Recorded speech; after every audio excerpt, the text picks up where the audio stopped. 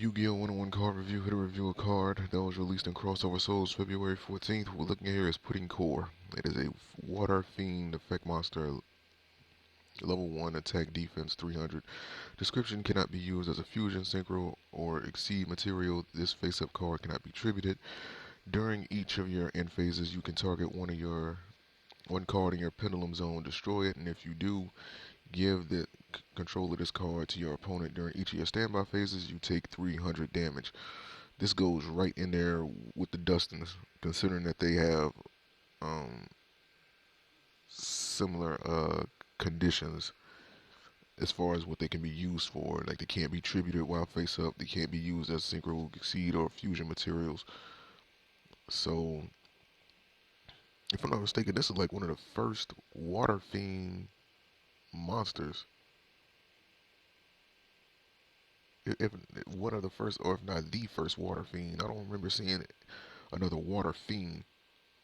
I don't know, like maybe either this is the first, or this is like the first one in like forever. But that's interesting. But again, works really well with the Dustins. You can get it out with 101. I mean, excuse me, 141.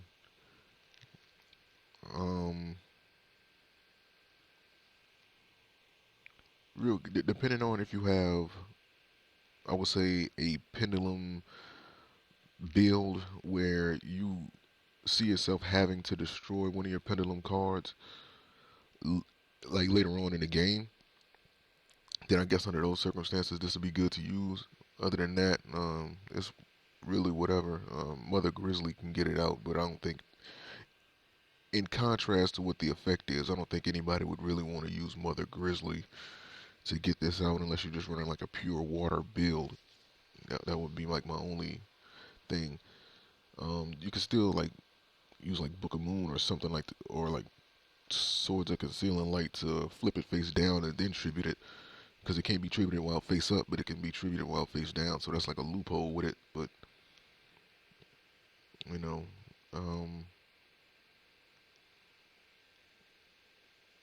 but that's pretty much all I can think to use it for. I mean, it's just a trap, or pretty much just like a locking.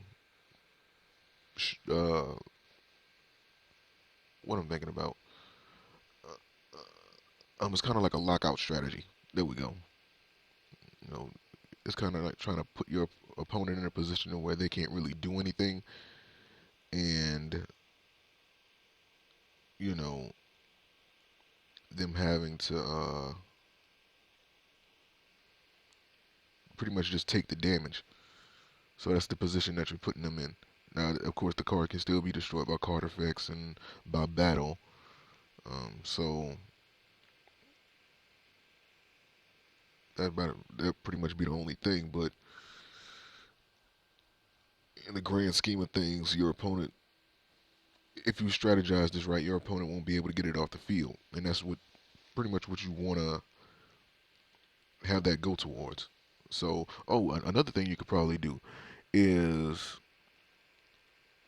I would say, after this card goes to your opponent's side, use cards like Nightmare Wheel or anything that could um, prevent the monster from attacking, and it doesn't negate their effects. So that way you can still get more burn damage with the additional cards that you equip to it, such as Nightmare Wheel. Like, it won't negate the monster effects, but it'll prevent the monster from attacking.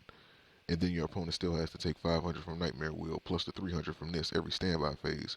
So, I mean, every one of their standby phases. So